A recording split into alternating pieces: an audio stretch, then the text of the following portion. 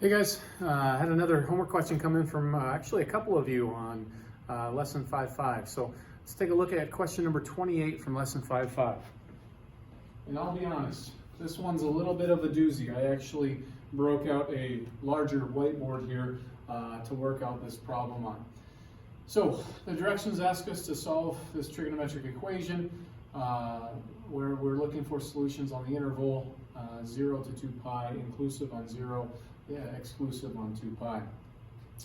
So first off, right off the bat, I'm guessing this is the same route that some of you went, tangent 2x.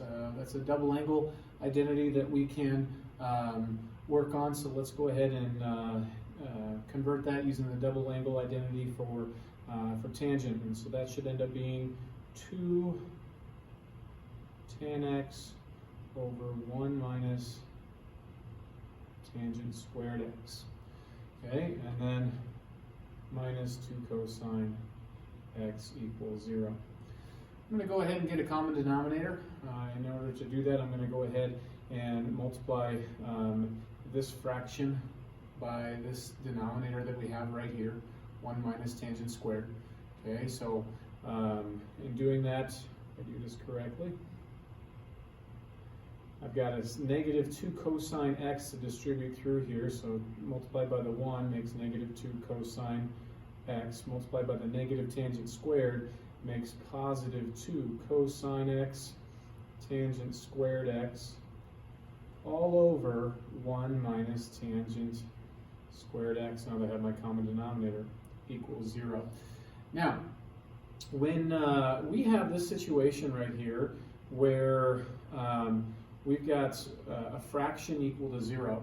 The only way that a fraction ever equals 0 is if the numerator is equal to 0. So I can actually completely ignore this whole denominator in this problem. Let's see. So let's go ahead and I'm going to actually just erase it. Boom. So the numerator has to be equal to 0. Okay, now I'm going to try to get this in terms of sines and cosines and see kind of where that takes us. So we've got 2 sine x over, one other thing actually we could do here. Just notice that 2 is a factor of each term, so I can just divide the entire equation by 2, and then I just get tan x minus cosine x plus cosine x tangent squared. I'm just looking for opportunities as I'm going through here to see is there any way I can simplify by getting rid of that denominator that we just had, and by getting rid of those factors of 2, it makes it a little bit simpler, more manageable to work with. So, like I just mentioned, let's go ahead and put this in terms of sines and cosines. We should all be comfortable that tangent is sine x over cosine x, and then minus cosine x plus cosine x. Now tangent squared, sine squared over cosine squared.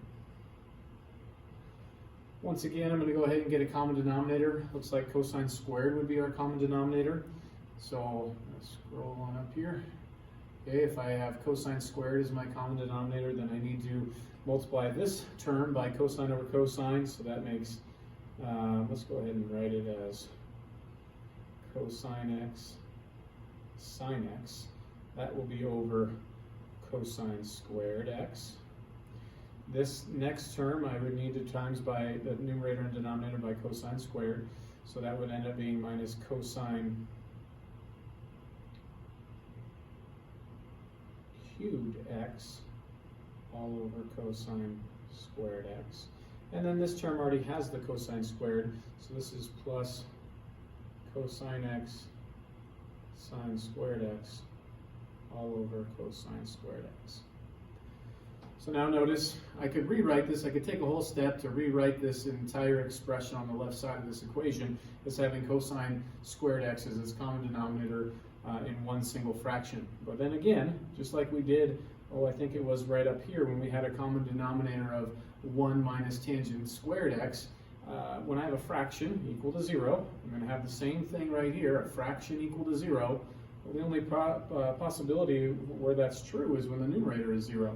So I really don't even need any of my cosine squareds here. So I'm going to go ahead and just say cosine x sine x minus cosine cubed x plus cosine x sine squared x equals 0. So I just took the numerator and set it equal to 0.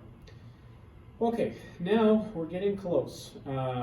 There's something that's common to all three terms. I noticed that a cosine is. So I'm going to go ahead and take cosine x right now out. And I'm left with sine x minus cosine squared x plus sine squared x equals 0. If I take cosine out of each of the terms, we're getting close, okay? And I'm going to start running out of room, I think. There we go. Okay, sorry about that. I'm getting close here. What I need to deal with is if I look on the inside of this set of parentheses, I don't have all one trigonometric function.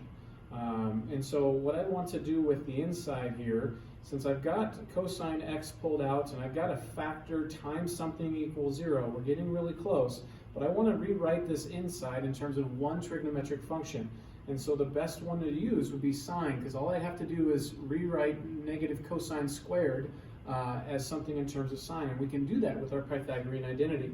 So I'm going to go ahead and say cosine x times sine x minus, and what do I know about cosine squared? Well, it's 1 minus sine squared x. And then just finish writing what we have. Distribute your negative. Cosine x times sine x minus 1 plus sine squared x plus another sine squared x equals 0. And you notice the inside is all now in terms of sine, and it actually looks quadratic in nature. If I combine my like terms and write it in more standard form, you would have, trying to get it so you're not looking uphill so much, you would have my still cosine x factored outside, and then it looks like 2 sine squared x plus sine x minus 1 equals 0. We can factor this. That is a 2 sine x and a 1, a sine x and a 1, and it looks like I need my middle term to be positive, so I need my plus here to couple with that 2 sine x, and my minus here to couple with this sine x to make that positive middle term. And my cosine x factored outside equal to 0. Let me make it so it's a little more visible here. Got a few things in the way on this desk. Okay.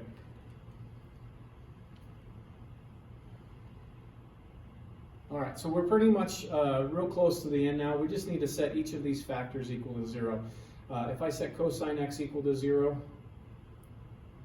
we'll solve that here in a second. If I set this equal to 0, I'm going to do 2 steps with mental math here. I add my 1 over and divide by 2, so you get sine x equaling a half.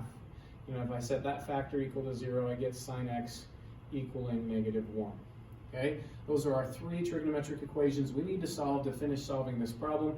And to do that, so let's visualize. I'm looking for where is cosine or x 0. Well, that would be up here and right there, those 2 angles being pi over 2 and 3 pi over 2. Okay, I'm looking for where is sine x equal to a half. Well, that's where y is a half. Oh, those are my itty bitty angles over here. So that's pi over 6, and same pi over 6 reference angle over on this side, so that would be 5 pi over 6.